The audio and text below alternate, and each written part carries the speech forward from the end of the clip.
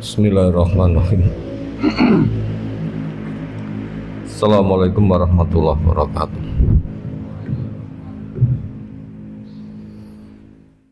Alhamdulillahirabbil alamin.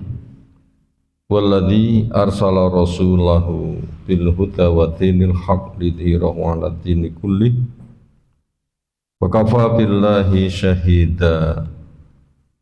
Wa asyhadu an la ilaha illallah wahdahu la syarikalah wa asyhadu anna Muhammadan abduhu wa rasuluh. Allahumma shalli ala Muhammad wa ala alihi wa ashabihi wa man tabi'ahum bi ihsanin ila yaumiddin. Ya ayyuhalladzina amanu taqullaha haqqa tuqatih wa la tamutunna illa wa antum muslimun wa ba'du. Fa inna asdaqal hadisi kitabullah wa khairal hadyi hadi Muhammadin sallallahu alaihi wasallam. Syarrul umuri muhdatsatuha fa inna kulla muhdatsatin bid'ah wa kulla bid'atin dhalalah wa kulla dhalalatin finnar. Ayyuhal ikhwah akramana subhanahu wa ta'ala. Insyaallah taklim kita pagi hari ini, materi pertama mengkaji kitab Syarhus Sunnah, keterangan apa itu arti as-sunnah, arti sunnatur rasul. Itulah al-Islam. Apa itu Islam?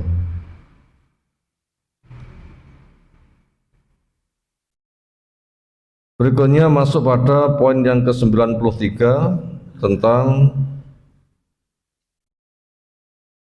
kondisi pembela sunnah dari masa ke masa itu selalu tegak. Pembela sunnah dari masa ke masa itu selalu tegak. Mu'alif rahimahullah ta'ala menjelaskan, wa'lam dan ketahuilah, rahimakumullah, semoga Allah merahmatimu,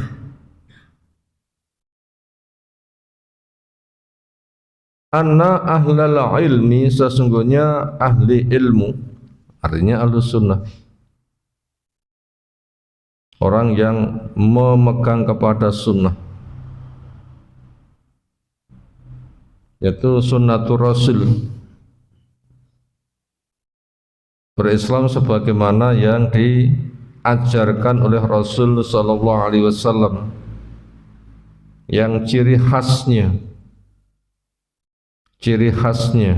yang paling menonjol adalah ketika berislam kembali kepada Al-Quran, ditafsirkan dengan sunnah yang sahih, dipahami dan diamalkan sebagaimana para sahabat. Akal merupakan alat untuk memahami, sementara Islam sendiri sudah ada manhaj, sudah ada metode cara memahami. Yang akal dibimbing. Akal tidak boleh mengoreksi agama, tapi akal dibimbing oleh agama. Agama harus di atas, nomor satu. Akal itu dibimbing, dikendalikan, yaitu diarahkan untuk bertumpu kepada Al-Quran, ditafsirkan dengan as-sunnah, dipahami, diamalkan sebagaimana para sahabat. Itulah praktek Islam pertama kali. Itulah Nabi bersama para sahabat radhiyallahu anhum, yang kepada mereka Allah ridho, yang itu Allah katakan al-yauma akmaltu lakum dinakum, hari ini tahun 10 Hijriah pas Haji Wada, puncak kejayaan kaum muslimin, dakwah telah disampaikan dengan sempurna. Itu arti hari ini. Allah menyatakan agamamu dibikin sempurna, rahmat Allah cukup, yang itu direkam menjadi petunjuk pembimbing beragama untuk generasi berikutnya dari masa ke masa sampai hari kiamat. Orang yang beragamanya dengan model seperti itu di sini diistilahkan dengan ahlul ilmi.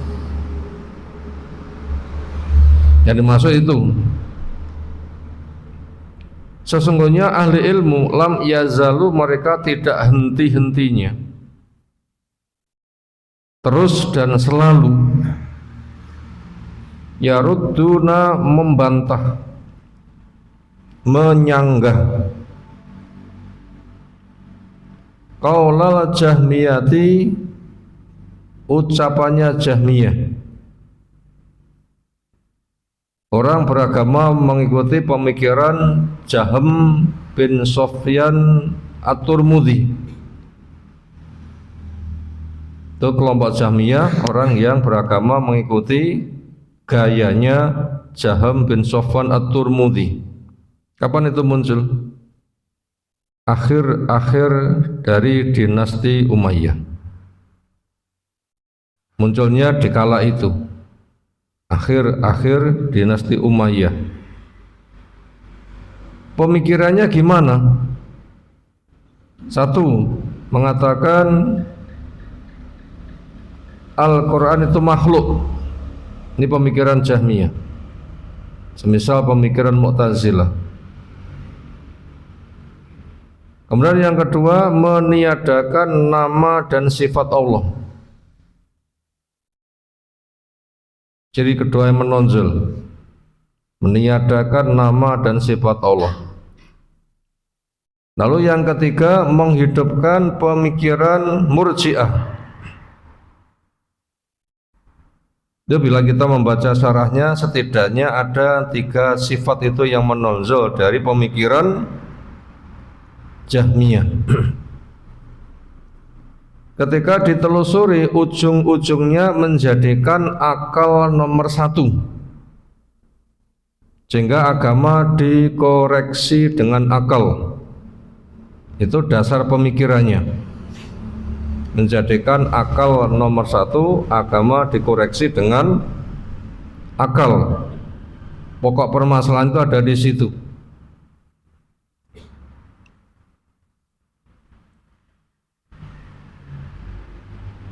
Alasan yang dipakai seolah ilmiah, tapi sebenarnya ngotak-ngatik,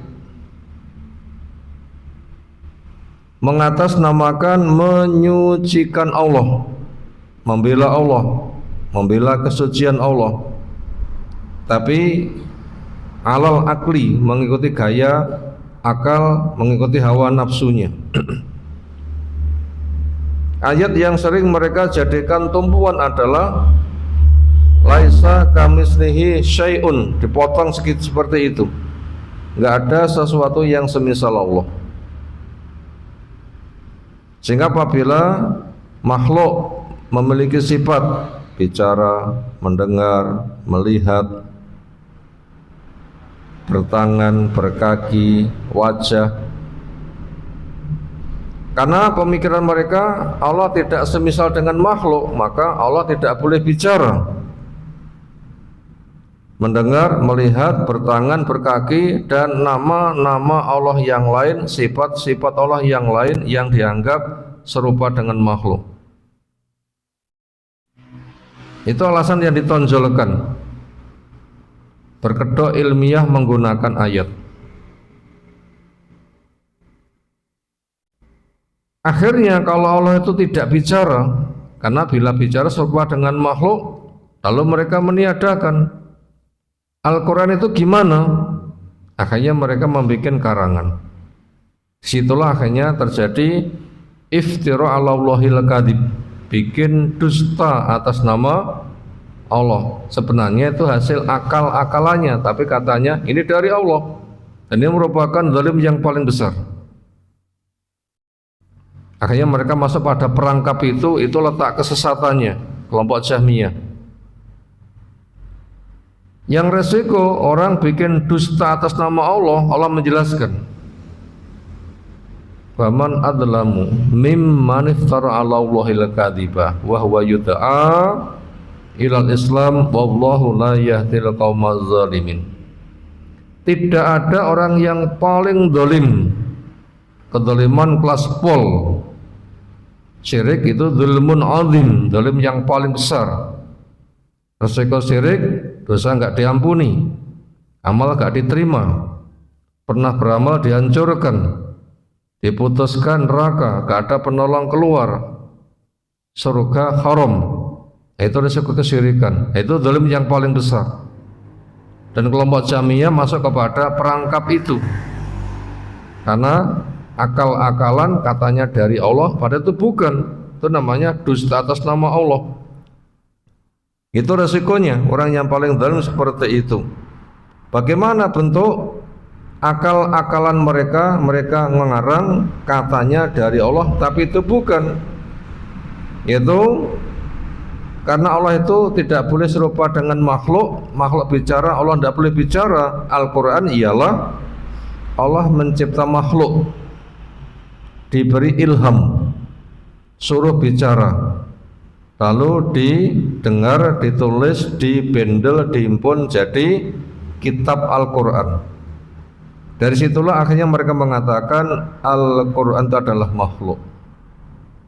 Yang resikonya, bila Quran makhluk, saya makhluk, kenapa saya tunduk? Kenapa saya tunduk kepada dia? Kenapa dia enggak tunduk kepada saya? Wong podo-podo makhluk. Ini cikal bakal kesesatannya. Ini pemikiran siapa? Jahmiyah berangkat dari meniadakan nama dan sifat Allah.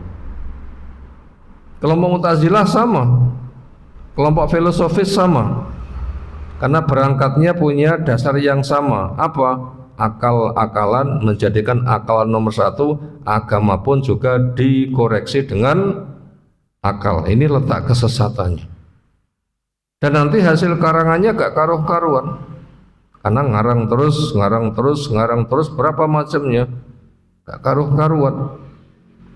Berkesukaan seperti itu, ujung-ujungnya adalah mengikuti hawa nafsu, sehingga nggak mau tunduk lagi kepada ketetapan Allah Ta'ala.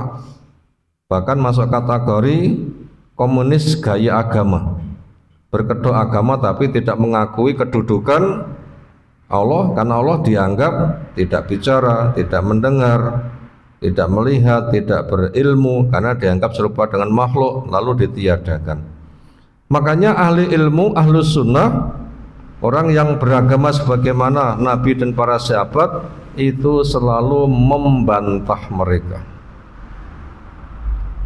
Termasuk kita berharap kita di dalamnya untuk membantah mereka. Kenapa? Itu kesesatan. Dan ini yang terjadi dari masa ke masa selalu ada. Maka apabila orang itu sudah menjadikan akal nomor satu, agama itu dikoreksi, Al-Quran katanya makhluk, sudah, itu sudah menjadi sumber kehancuran. Ujung-ujungnya setiap orang mengikuti hawa nafsunya. Dan kita dilarang untuk mentaati mereka. Yang pesan Allah, walawit tabul haku ahwa'ahum lafasadati samawati wal ard. Andaikan yang hak mengikuti hawa nafsu, langit bumi semuanya akan mengalami kehancuran. Hancur habis-habisan, agama jadi permainan, nafsu menjadi Tuhan, akal senjata yang paling mujarab, dan semisalnya. Lalu bentuk pembantahannya seperti apa? Karena dasarnya mereka mengatasnamakan, menyucikan Allah, tetapi membaca ayat tidak lengkap, lalu dibawa kepada tafsir batil. Makanya ketika memberikan bantahan harus kembali kepada ayat itu sendiri. Gimana ayatnya? Laisa kamislihi syai'un wa huwas samiul basir. Di situ ditetapkan Allah as-sami, mendengar, ditetapkan Allah al-basir, melihat.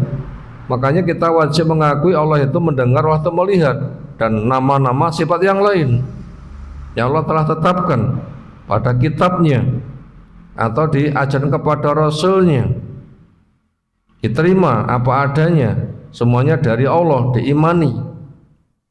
Maknanya seperti itu.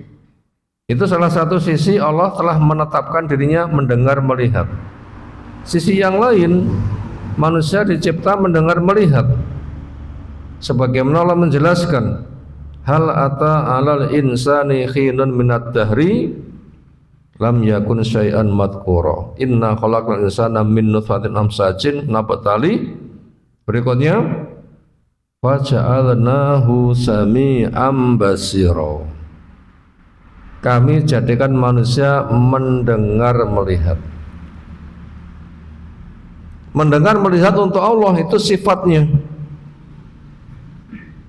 Nama menunjukkan sifat.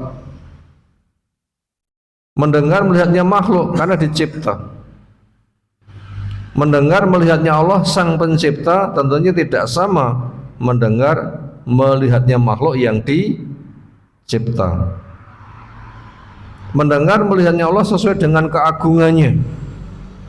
Adapun mendengar melihatnya makhluk sesuai dengan kadar dia dicipta. Akhirnya samakah kenyataan untuk keduanya? Tidak. Mendengar melihatnya Allah sesuai keagungannya, mendengar melihatnya makhluk sesuai dengan kadar dia dicipta. Allah mendengar melihat sebagaimana keagungannya, enggak sama dengan makhluk. Itu cara membantahnya. Maka dengan demikian Allah memiliki sifat kalam, bicara. Iya, Allah bicara sesuai dengan yang diinginkan. Didengar, ditulis, dibukukan, diturunkan.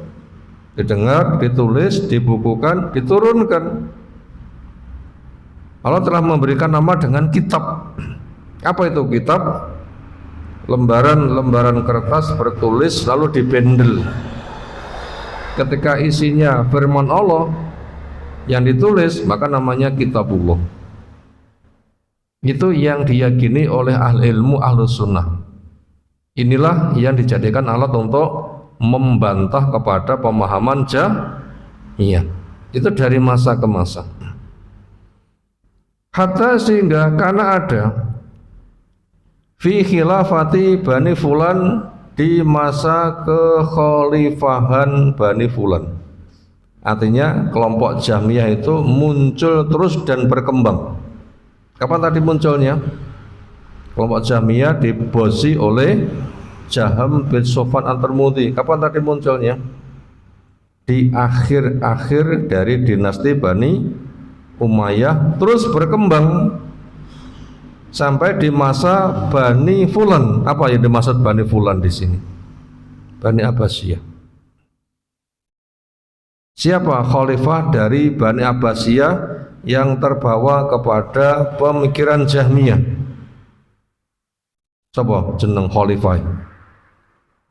Yang dia membuat gebrakan pol, pengrusakan pol. Itu anaknya Harun Ar-Rasyid. Yang kedua, Al-Ma'mun. Kalau Harun Ar-Rasyid sendiri itu muridnya Imam Syafi'i. Sementara Imam Syafi'i muridnya Imam Malik. Imam Malik itu generasi tabi'ut tabi'in. Imam Syafi'i generasi di bawah tabi'ut tabi'in. Imam Syafi'i itu tegar membantah di kala itu, sehingga Imam Syafi'i disebut sebagai mujaddid abad kedua. Ketika orang sudah banyak meninggalkan Islam, nama Islam menyebar, tetapi pemahamannya salah. Di abad pertama, sang mujaddid yang mengembalikan pemahaman sebagaimana pemahaman Nabi bersama para sahabat. Siapa mujaddid abad pertama? Umar bin Abdul Aziz. 100 tahun berikutnya, abad kedua, tahun 200-an, karena Imam Syafi'i lahir tahun 150, meninggal 200 berapa begitu. itu masuk kategori mujaddid abad yang kedua. Di sana murid yang menonjol sebagai bentuk Allah memberi kesuksesan tajdidnya, pembaharuannya, sehingga umat terbawa, khalifahnya ikut sebagai muridnya, itulah Harun ar-Rasyid. Terjaga. Nah, akidah Jahmiyah terus berkembang dengan meninggalnya Harun ar-Rasyid. Kekhalifahan diganti anaknya Al-Amin. Ketika dia meninggal diganti anaknya Al-Ma'mun. Nah, di masa Al-Ma'mun ini pemahaman akidah Jahmiyah atau semisal termasuk Mu'tazilah itu menggila, menjadi-jadi. Jadi akidah nyimpang seolah itu menjadi agama negara, sehingga negara digunakan untuk melindungi akidah yang nyimpang. Negara dengan kekuasaannya digunakan al-guju membantai ahlu sunnah. Lalu siapa ulama yang tegar melawannya? Siapa tahu? Imam Ahmad, muridnya Imam Syafi'i. Imam Ahmad. Di situ akidah Jahmiyah punya kesamaan Mu'tazilah, mengakui Al-Quran itu adalah makhluk. Itu menjadi ketetapan negara. Siapa yang membantah, hukum berat. Sehingga banyak orang yang tidak kuat dan berpura-pura menyatakan pengakuan. Padahal itu adalah pengakuan Al-Quran itu makhluk, itu akidah kekafiran. Tetapi Imam Ahmad tegar. Dikatakan sebagai Imam Ahlus Sunnah adalah ketika orang banyak gak kuat, rontok. Nah, seolah Imam Ahmad itu mentalnya mental Nabi.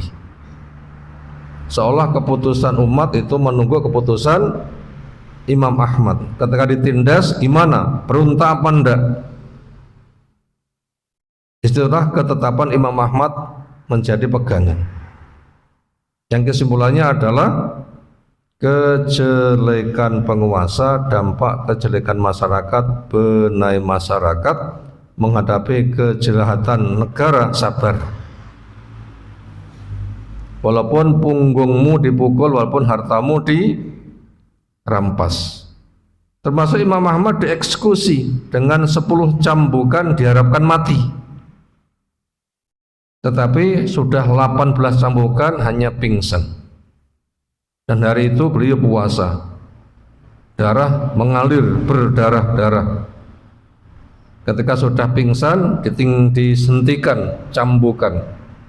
Ketika sudah siuman diobati, berbukalah untuk mengembalikan darah yang habis. Iman-iman, nunggu sampai waktunya berbuka. Luar biasa. Al-Ma'mun mati, diganti khalifah berikutnya sama melanjutkan. Diganti khalifah berikutnya sama melanjutkan. Diganti khalifah berikutnya baru mereka kembali kepada sunnah. Disitulah pengaruh Imam Ahmad jaya. Itu contoh ulama dari masa ke masa membantah akidah Jahmiyah. Kemudian merujuk kepada Imam Ahmad ada Ibnu Taimiyah pada abad yang ke-8. Dilanjutkan muridnya Ibnu Qayyim. Termasuk pada abad yang ke-12 di sana ada Syekh Muhammad bin Abdul Wahab. Sama itu. Dan sampai sekarang pun juga masih tegar. Haramain gudangnya pemahaman Islam yang benar. Karena di akhir zaman iman itu kembali kepada tempat berangkatnya, sebagaimana ular punya lubang lalu keluar lalu kembali ke lubangnya. Sekarang keberadaan Mekah Madinah sebagai tempat belajar Islam yang semestinya itu selalu tegar, dan ulama-ulama yang membimbing kepada umat dengan kembali berislam sebagaimana generasi pertama sekarang masih mekar dan jaya. Ini untuk memberikan pembuktian ungkapan dari penulis, tidak henti-hentinya ahlu sunnah selalu membantah kepada Jahmiyah dan macam-macam. sampai di dinasti Bani Fulan, yaitu Bani Abbasiyah.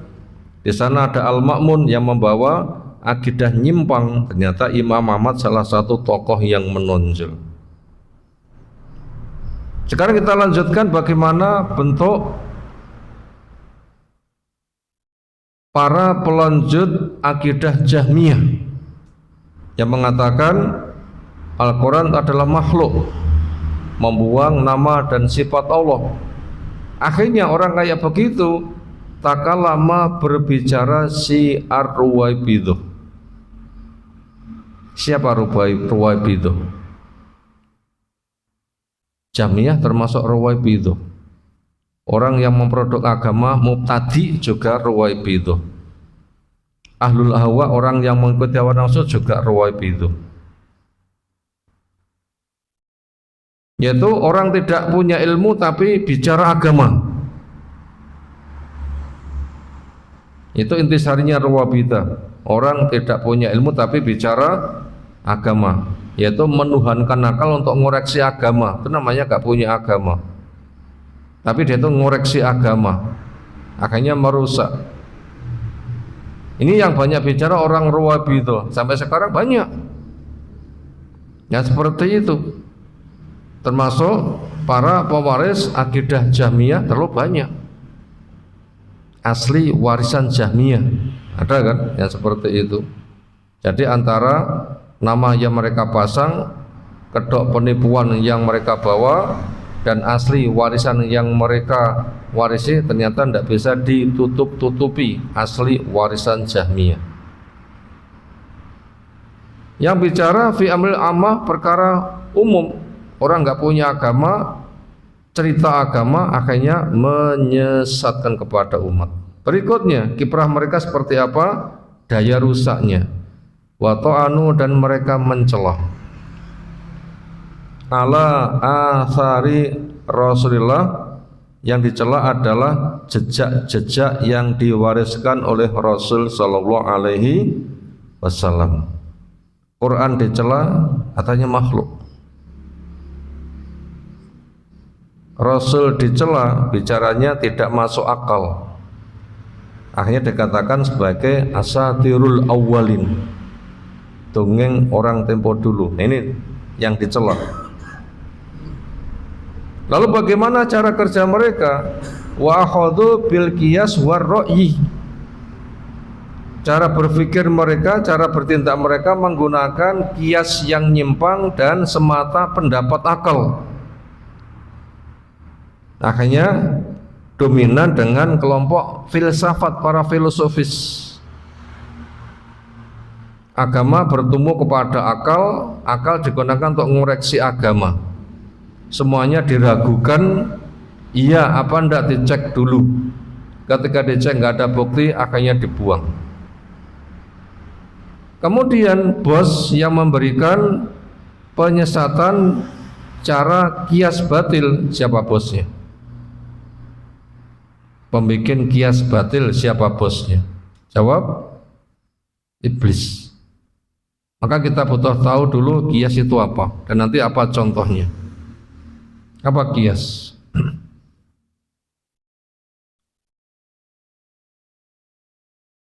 Adanya perkara cabang diikutkan kepada yang pokok karena ada kesamaan.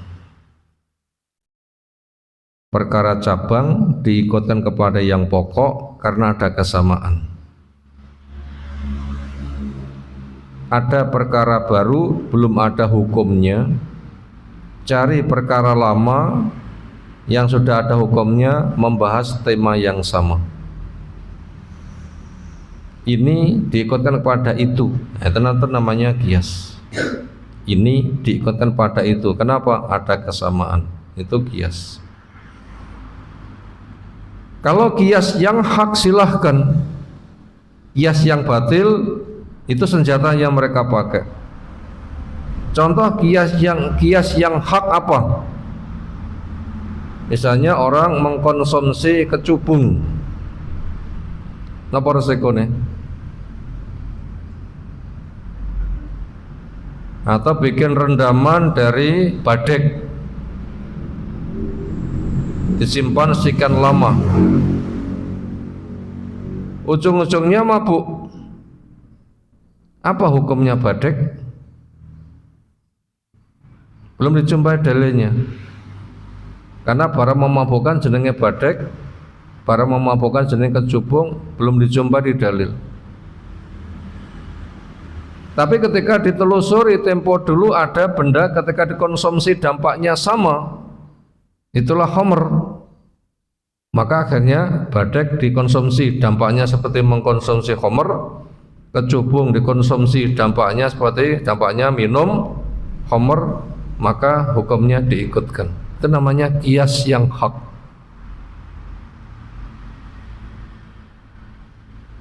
Ini dibutuhkan. Tapi qiyas yang batil apa? Semisal qiyasnya iblis. Apa? Usjudu li adama fasajadu illa iblis. Sujud hormatlah kepada Adam, maka para malaikat sujud kecuali iblis. Di situ iblis tidak sujud karena menggunakan qiyas batil. Apa qiyas batil yang dipakai oleh iblis? Hormat. Ada yang lebih terhormat, ada yang kurang terhormat. Sudah semestinya yang kurang terhormat hormat kepada yang lebih terhormat. Duh, saya kok disuruh menghormat, berarti saya kurang terhormat. Lah saya bahannya dari api kan lebih terhormat. Lah Adam bahannya dari tanah, kang kurang terhormat. Mestinya yang namanya dihormati lebih terhormat, yang kurang terhormat menghormat kepada yang lebih terhormat. Lah saya lebih terhormat toh. Dia tidak lebih, mestinya dia yang hormat kepada saya. Tapi kenapa saya? Akhirnya tidak mau. Nah ini contoh qiyas batil. Hukum Allah disanggah dengan cara seperti itu, dengan akal-akalan. Ini sumber kesesatan. Ini sumber kesesatan. Itu cara mereka berkiprah. Langkah berikutnya, wa kafaru man khalafahum, mereka akhirnya mengafirkan kepada orang yang menyelisih mereka. Ya, terjadi kelompok takfiri, kelompok tukang mengafirkan, hanya semata tidak masuk kepada grupnya kafir dan mengklaim dirinya sudah segala-galanya. Nah, ini jumlahnya banyak ya seperti ini. Mestinya Ahlussunnah itu tugasnya berdakwah, ini hak ini batil. Semuanya harap-harap cemas. Tapi kelompok mengikut hawa nafsu tidak, mengklaim dia yang hak, selebihnya batil, enggak sama dengan dia, dikafirkan.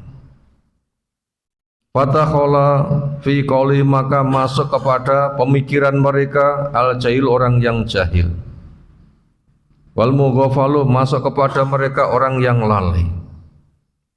Masuk kepada mereka waladhi, orang yang la ilmalu, enggak punya ilmu. Resikonya apa bila sudah begitu? Kata kafaru, akhirnya mereka jadi kafir min haitsu la ya'lamun, dari arah yang mereka enggak sadar. Banyak yang jadi korban. Pahala kita lemah, resikonya umat menjadi hancur. Min wujud, dari banyak jalan. Wa kafarat min wujud, ada juga yang kafir pada sisi yang lain.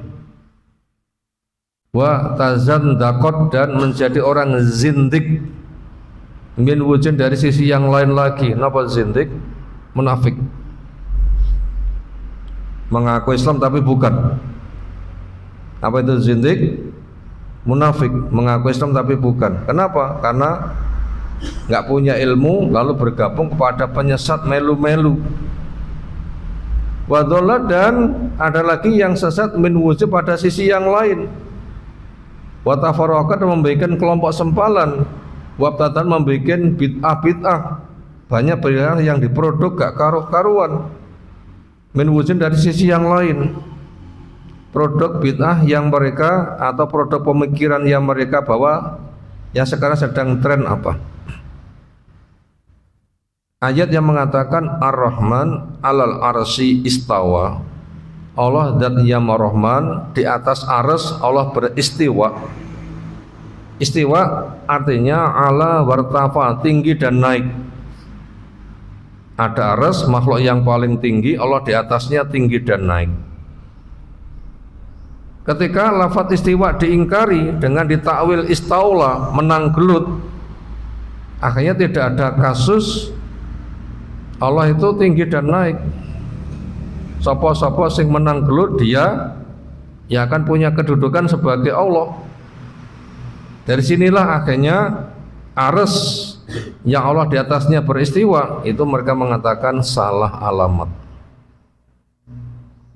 Akhirnya itu produk pemikiran bid'ah yang sekarang sedang tren, dan itu membahayakan. Dan orang kayak begitu banyak, dan mereka menggunakan kekuasaan untuk menindas. Makanya seringnya mereka itu ketika nggak memiliki kekuasaan menjadi kelompok yang anarkis, punya grup besar kemudian ngamuk rame-rame, termasuk kondisi di sana sini kondisi bahaya mereka masih ngamuk, masjid dibakar dan macam-macam. Dan itu sangat banyak, seolah orang itu berbondong-bondong. Tapi ingat, Allah telah berjanji menjaga agamanya. Wallahu mutimmu nurih walau kariha al-kafirun. Allah akan selalu menjaga agamanya walau orang kafir benci. Kenapa? Masih ada selalu yang istiqomah di atas yang hak. Allah menjelaskan, inna nahnu nazzalna dzikra wa inna lahu lahafidun. Saya yang nurunkan Quran, saya juga yang menjaga. Itu ayatnya jaminan penjagaan agama ini. Dari sunnah, la tazalu ta'ifatun min ummati zahiral haq la yaduru man khadan hatta ya'tiyas-sa'ah. Tidak henti-hentinya ada sekelompok umat yang teguh di atas yang hak, tidak bergeming oleh mereka yang berusaha untuk memudorotkan, dan itu akan selalu terjadi sampai hari kiamat. Maka dikatakan di sini illa man sabata, kecuali masih saja ada orang yang istiqomah ala qauli Rasulullah, memegang apa yang disabdakan Rasul sallallahu alaihi wasallam, wa amrihi, dan memegang apa yang Rasul SAW perintahkan, wa amri ashabihi, dan memegang apa yang para sahabat telah memerintahkan. Orang yang lurus ini lam yukhati, tidak pernah menyalah-nyalahkan ahadan pada seorang pun minhum dari mereka. Kenapa enggak menyalah-nyalahkan? Karena tugasnya bukan sebagai hakim nyalah nekono kini, tapi apa tugasnya? Dakwah, membacakan ayat Allah, menjelaskan dengan sunnah yang sahih, mengembalikan pemahaman sebagaimana generasi pertama. Wong bin sadar dewi saya salah atau benar, maka mereka itu enggak menyalah-nyalahkan, tapi membimbing, mendidik. Walam yujawiz, mereka juga tidak melampaui amrohum, akan peran mereka. Apa perannya? Tadi dakwah, membimbing, membacakan ayat Allah. Wa wasiyahu ma wasiyahum, dan mencukupi kepada dia apa yang mencukupi mereka. Mereka itu adalah mereka para sahabat. Itu cukup dengan Al-Quran, cukup dengan sunnah. Makanya orang yang napak terus jejak mereka cukup dengan itu. Walam yarghab an tariqatihim, dan yang lurus ini tidak membenci kepada jalannya para sahabat. Wa madhabin, juga madhabnya para sahabat, justru itu yang dicintai. Wa alima annahum kanu ala Islam as-sahih. Wa alima, orang yang masih teguh di atas yang hak itu tahu, annahum, sungguhnya para sahabat, kanu, ada para sahabat, al Islam as-sahih, berada di atas Islam yang sahih, wal iman as-sahih, di atas iman yang sahih. Faqallatahum dinahu wastaroha, maka orang yang lurus itu bertaklid, punya mana berittiba. Apa mana taklid di sini? Ittiba, mengikuti setelah punya ilmu, itu namanya ittiba. Kalau mengikuti tanpa ilmu itu namanya taklid. Mengikuti dengan ilmu taklid yang hak, mengikuti tanpa ilmu taklid buta. Jadi kata ittiba mengikuti dalil itu sama dengan taklid berdasarkan ilmu, mananya sama. Kalau ahli bid'ah agama ngarang, anak buahnya mengikuti tanpa ilmu, namanya taklid buta. Jadi kata taklid itu makna bahasa mengikuti. Sehingga ketika dibawa kepada pendefinisian, bila kata taklid itu dipakai, akhirnya digandengkan. Ada taklid yang hak, ada taklid buta. Maka taklid di sini adalah taklid yang hak. Orang yang memegang pada yang hak bertaklid kepada para sahabat, namanya taklid yang hak. Kenapa? Alaikum bi ashabi, ikuti sahabat. Semuanya berdasarkan ilmu, karena sahabat itu menyampaikan ilmu, bukan membuat kelompok penvonis, bukan. Wastaroha, akhirnya mereka tenang. Wa alimah, dan orang yang lurus itu tahu anaddin, sesungguhnya beragama yang benar innama huwa bitaklid, itu dengan cara ittiba. Itu taklid yang hak, namanya ittiba. Tahu dalil lalu diikuti, itulah Al-Quran ditafsirkan dengan sunnah pemahaman sahabat. Wa taklidu li ashabi Muhammadin, dan bertaklidnya itu ada kepada sahabat Rasul Muhammad sallallahu alaihi wasallam. Tuh materi penting untuk kita semuanya. Mu'alif penyusun buku memberitahu kepada kita bahasanya terjadi pergolakan hak dan batil dari masa ke masa, termasuk sampai sekarang. Kemudian bagaimana jumlah perbandingannya, pembela hak dan yang batil? Kalau di generasi awal, hak itu mayoritas, batil itu minoritas. Kapan hak mayoritas, batil minoritas? Kapan? Di masa Nabi. Nabi SAW masih hidup, didampingi sahabat yang luar biasa setia, orang yang nyimpang selalu dituruni wahyu, sehingga yang hak betul-betul dominan. Itu puncak jayanya Islam.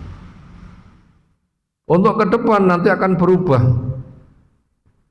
Yang hak akan semakin sedikit, yang batil semakin banyak. Kenapa? Nabi SAW meninggal, wahyu tidak turun, orang membuat batil, nggak ada yang bisa menghentikan. Akhirnya semakin lama semakin gede. Yahudi pecah jadi 71, Nasara 72, tentunya setelah nabinya meninggal. Umat ini 73. Yang hak satu, musuhnya 72. Buku ini ditulis abad yang ketiga, itu sudah ada perkembangannya menjadi 2800. Banyak kan? Nah, kita termasuk setitiknya, semoga setitik yang hak. Itu nanti yang selalu ditolong oleh Allah Subhanahu wa ta'ala. Ini materi pertama yang kita baca di kesempatan pagi hari ini. Sekarang kita ansur materi kedua, membaca kitab Fiqh Al-Wajiz. Sekarang masuk di halaman 283. Insyaallah kita baca satu paragraf, judulnya Al-Ikhramu fil Miqat. Temanya haji.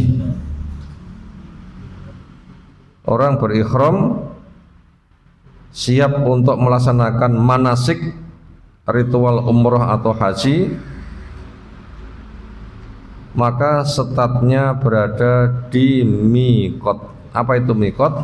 Miqat makani, sebuah tempat. Di situ orang berangkat setat untuk memulai manasiknya. Itu sudah mandi pakai baju ihram di tempat setat, dia mengatakan labbaika Allahumma bi umrotin, itu bila hajinya haji tamattu. Kita baca mu'alif hafizallahu ta'ala menjelaskan fa idza aradal ikhrama, ketika seseorang menginginkan untuk ihram, melaksanakan manasik, sekarang bersetat memulai. Fa in kana qorinan, bila hajinya haji kiron atau haji ifrad. Apa itu haji kiron, haji ifrad? Antara tawaf kudum dan hajinya gandeng. Setelah tawaf 7 kali, sholat di makam Ibrahim 2 rakaat, sa'i Safa Marwa. Hajinya haji tamattu itu masuk kondisi santai, tidak ada pantangan haji, dan nanti dimulai lagi tanggal 8 mengatakan ya Allah saya haji. Itulah tamattu. Tapi haji kiron setelah sa'i Safa Marwa, dia masih terikat antara manasik sampai hajinya selesai. Itu kiron atau ifrad disatukan. Tandanya apa orang tuh hajinya haji kiron? Yaitu qad saqal hadiah, dari rumah sudah membawa binatang untuk disembelih tanggal 10 nanti, wis digawa kok ngomah. Makanya orang yang kayak begitu hajinya haji apa? Kiron. Pola yang dia mengatakan labbaika Allahumma bihajjatin wa umratin. Ya Allah, ku penuhi panggilanmu untuk melaksanakan haji dan umroh. Berarti umroh dan hajinya digandeng. Itu bila dari rumah sudah membawa binatang disembelih tanggal 9, hajinya kiron. Ini panjang pantangannya. Tapi untuk kita nggak mungkin. Kau Kediri nggak wadus, nggak mungkin. Makanya hajinya haji tamattu. Wa ilam yasuk al hadiyah, bila belum menggiring binatang untuk dihadiahkan disembelih nanti, bahwa al-afdal, haji ini yang paling utama. Kenapa? Paling mudah, paling ringan. Islam itu mudah, memilihkan yang paling mudah. Ada beberapa macam gaya haji, maka ini yang terbaik. Labah talbiyahnya bil umrati wahda, dengan umrah saja. Walabuta faqal, maka seharusnya yang ia katakan ketika berada di Dzul Khulaifah, salah satu mikot dari Madinah, Masjid Nabawi ke selatan 10 kilo. Sana sudah ada sarana, mandi, ganti baju, di tempat setat dia mengatakan labbaika Allahumma bi umratin. Ya Allah, ku penuhi panggilanmu untuk melaksanakan umroh. Ini hajinya haji tamattu. Berangkat belum membawa binatang untuk disembelih. Nanti binatangnya tanggal 10 saja beli ke pasar. Fa in kana laba bil haji wahda, apabila berucapnya salah, mestinya itu hajinya haji tamattu, tapi dia mengatakan haji dan umroh, fasakhahu wa jalu umratan, maka itu dikoreksi untuk dijadikan umroh saja. Kenapa? Li'anna Nabi SAW amara, karena Nabi SAW memerintahkan ashabahu, kepada para sahabat jami'an semuanya, ayakhilu min ikhrabim, untuk melepas dari ikhramnya. Setelah tawaf sa'i Safa Marwa, dikatakan kalian sekarang bebas dari pantangan haji. Karena kalian nggak membawa hadiah, maka hajimu haji tamattu. Kalau tadi berangkatmu mengatakan haji, dikoreksi, tapi umroh. Wa ayyajalu tawafah, mereka supaya menjadikan tawafnya wasab dan sa'i Safa Marwa umratan, diniati umroh. Koreksi niat, koreksi talbiyahnya, koreksi ihlalnya, ihlalnya yang dikoreksi. Illa man kana qad saqal hadiya minhum, kecuali orang yang sudah membawa binatang untuk dihadiahkan dari mereka, mislu semisal Nabi SAW, tapi lek kadung membawa dia, hajinya haji kiron. Wa ghadiba, dan marah, Nabi SAW itu marah, alal ladzina lam yubadiru, kepada orang yang tidak segera menyambut ilal istijabati di amri, untuk memenuhi perintah Nabi. Sapa sing enggak membawa binatang korban, maka setelah sa'i selesai maka dia harus tahallul, bebas pantangan. Kecuali membawa hadiah, maka terus berada pada acara manasik. Ternyata sahabat nggak tandang-tandang, dimarahi mereka. Wa akada dzalika shalawatullah wasallamu alaihi, dan beliau mengokohkan kepada yang tidak bisa membawa binatang hadiah dari rumah supaya hajinya haji tamattu dengan berpesan dakhalatil umrah fil hajj ila yaumil qiyamah. Umrah masuk pada ritual haji sampai hari kiamat. Tamattu'mu ini bukan menghilangkan umrahmu. Kenapa? Umrah masuk pada ritual haji. Dengan sekarang tahallul, lepas, tidak ada pantangan. Ini kemudahan. Kenapa? Kamu diberikan kesempatan leren, bukan penghilang. Fahadan nasun merupakan teks dalil aidan juga ala atas annal umrata, sungguhnya umrah itu sorot juz'an, dia menjadi satu bagian dari haji, la yatajazza'u, tidak menjadi bagian yang lain minal haji. Bakulah dan suka penandasannya lawis takbaltu min amri mastadbartu lam asukil hadiyah. Andaikan saya menghadapi dari perkaraku seperti sesuatu yang sudah saya tinggalkan, niscaya saya tidak menggiring hadiah. Artinya memang ini proses pengajaran, pengandaian. Ketika sudah nyata sejak dari awal haji tamattu itu terbaik, maka saya tidak membawa binatang dari rumah, akan memilih dengan tamattu saja. Ini mendorong kepada mereka untuk segera memenuhi panggilan Nabi SAW, haji yang terbaik, haji apa? Tamattu. Terus gak usah repot-repot dari rumah membawa binatang, nanti beli saja di sana. Wa hadza laisa is'aron minhu, dan ini bukan pemberitahuan dari Nabi SAW bi mujarati raghabatin fatatu bi ihramihi qarinat, semata karena keinginan ketika luput ihramnya gara-gara kiron. Nabi mengatakan begitu bukan semata karena sudah terlanjur membawa binatang korban, bal bahkan huwa idzan, ini pemberitahuan minhu dari Nabi SAW bianna tamattu, bahasanya haji tamattu bil haji, untuk haji itu adalah afdalu minal kiron, bi, lebih utama daripada haji kiron. Kesimpulan dari satu paragraf yang kita baca tentang tema ini, satu, haji tamattu lebih bagus daripada haji kiron. Kenapa? Sabda Nabi begitu. Kenapa? Caranya lebih mudah. Kenapa? Ad-dinu yusrun, agama itu mudah. Gimana ciri khasnya? Dari rumah gak usah repot-repot membawa binatang, bawa bekal saja. Nanti dengan bekalnya untuk binatangnya beli, sehingga dari rumah santai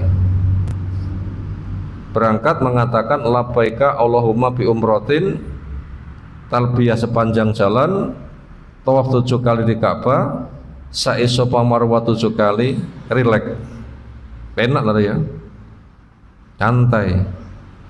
Nanti tanggal 8 setat neh. Ini kira-kira rileks 3 dino arep panggah haji 3 dino kesel pundi. Nah begitu, itu yang paling bagus.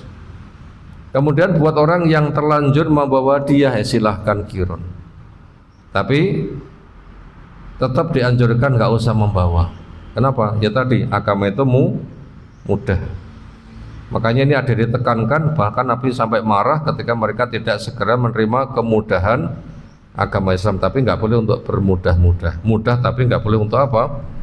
Bermudah-mudah. Demikian yang kita sampaikan. Yang lain insyaallah bisa kita baca menyusul. Subhanakallahumma bihamdika asyhadu an la ilaha illa anta astaghfiruka wa atubu ilaik. Assalamualaikum warahmatullahi wabarakatuh.